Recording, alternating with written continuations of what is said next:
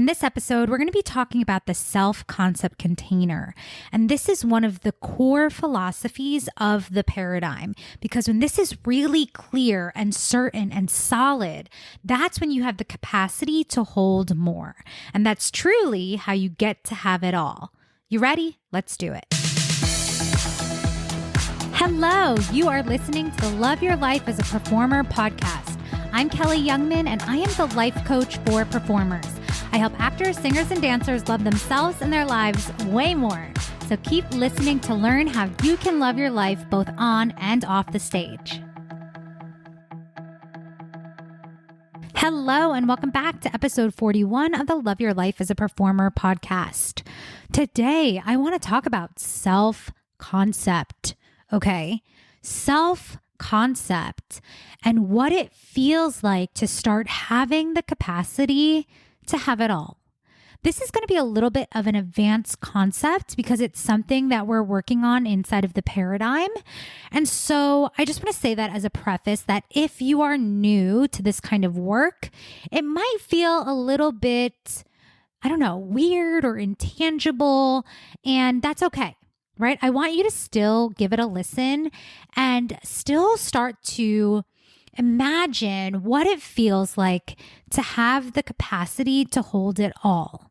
Most of the time, when we are thinking about doing it all, having it all, it starts feeling like this elusive, not possible thing, because we are thinking about ourselves and cutting ourselves into like a pie chart. I used to do this a lot, especially in the beginning of my business, when I was thinking about being a performer versus being a coach and a CEO. I would sort of think about, okay, well, how much time am I giving each part of me? How much energy am I giving each part of me? And again, I would just start thinking about like slicing myself up into a pie. And it felt useful at the time. I remember getting coaching and someone was like, that is so weird. Why are you doing that? I was like, I don't know. I think I'm just like trying to expand my capacity to hold it all. And I just wasn't in the place where I fully processed and understood the concept. Okay. And so I want you to imagine that your energy, your being, your self-concept is a container, right? It's like the container of you. It's like your core beliefs held in this container. And when we have a really solid self-concept, I want you to imagine it's like a glass cylinder or a glass vase that is just like so freaking tight and strong, and it can hold. And even if like things came up and bumped up against the vase or the vase, right? The container, that it's like this thick, like unshatterable glass. I want you to imagine if your self-concept was held in unbreakable, unshakable glass, and that it was like this sturdy cylinder. I don't know. For me, I visualize this like up and down, like really tight, sturdy, held container, right? When you know who you are, when what you stand for is so certain, it doesn't matter if someone else's idea or thought comes at you, because it's just, you're not going anywhere. You're solid, right? You know who you are. You know what you stand for. You know what your boundaries are. It's not wishy-washy. It's tight. It's clean. It's clear, right? Like literally clear. Versus what it feels like if you were to pour water in like a plastic bag in saran wrap, right?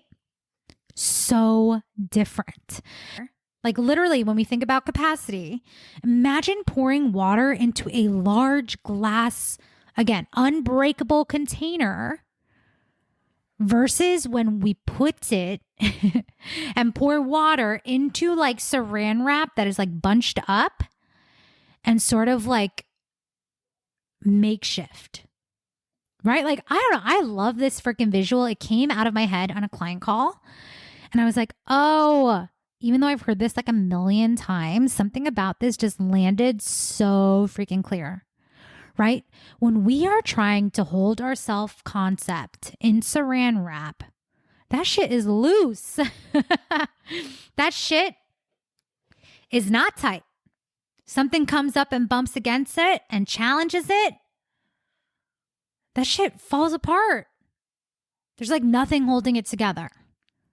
And when we are trying to operate in our lives with boundaries or with a self-concept that is that shaky, we literally do not have the capacity to hold more. What? Yes. Your self-concept determines what you have the capacity to hold. And your self-concept, again, like centers around your core beliefs about yourself and what you are afraid or unwilling to receive or engage with from others. Okay, so I want you to imagine that when your self-concept feels like saran wrap, it's like the equivalent of like uncertainty, right? You're like, I think I'm an actor. I feel pretty confident that I'm talented.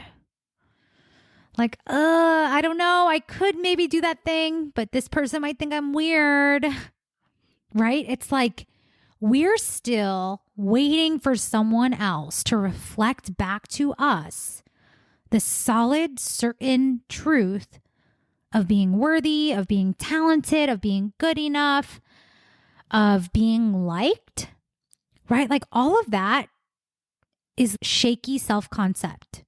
If you're like, oh, I could totally do that thing, but like, I don't know, they might think I'm a failure, especially when I think about the paradigm and the types of clients that are in the paradigm, that's when we're starting to like expand what we're doing. We know that we're actors, singers, or dancers. We're talented as fuck performers. And we're welcoming in like next level wealth, opportunity, and like expanding our self-concept, right? Like a lot of the clients in the paradigm are stepping into entrepreneurship or expanding their vision to include directing, producing, writing.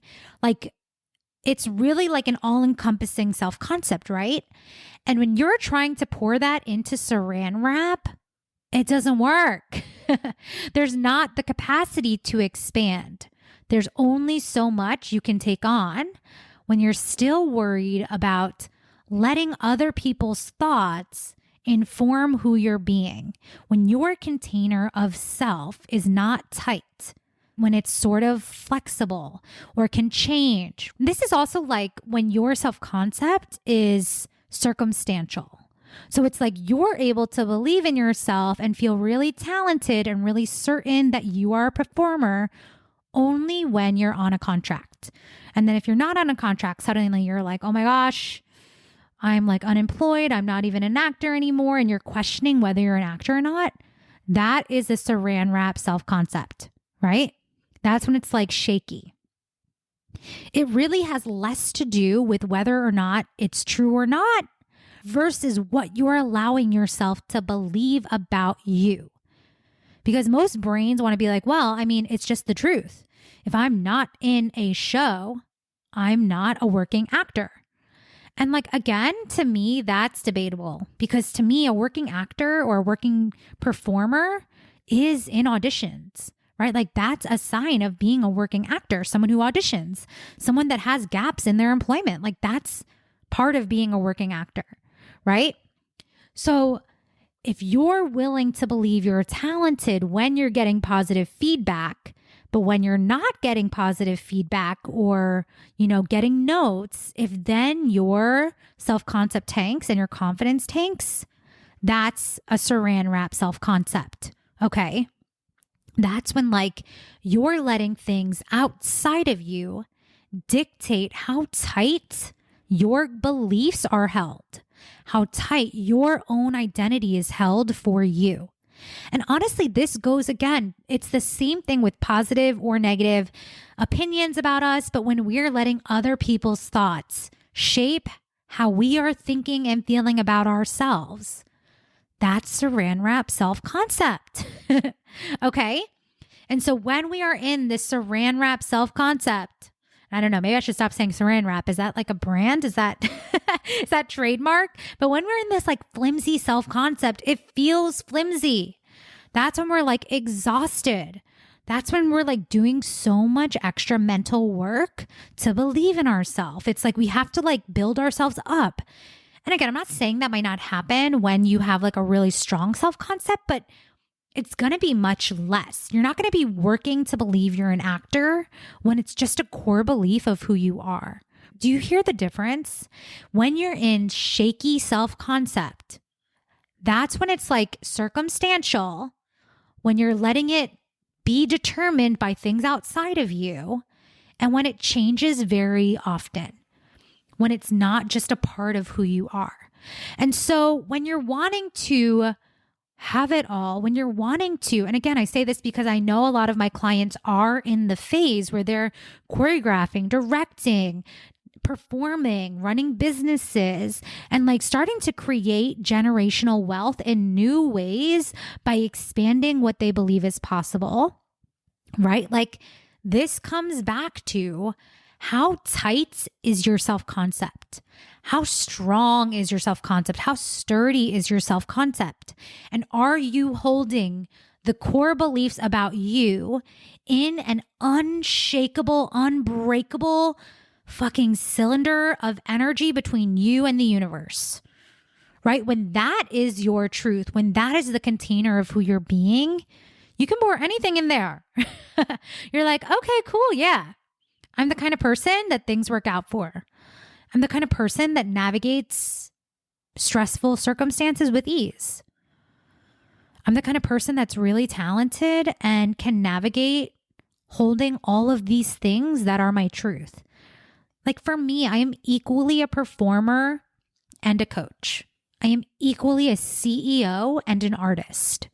Like those things don't bump up against each other anymore, because I am holding them in the same container. I'm not trying to hold like, ooh, this is another way of thinking about it, right?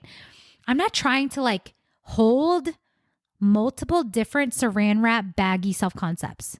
I'm not like holding one vessel that's like flimsy and it's an actor. And like, I believe I'm an actor some days, right? Or I believe I'm a performer some days.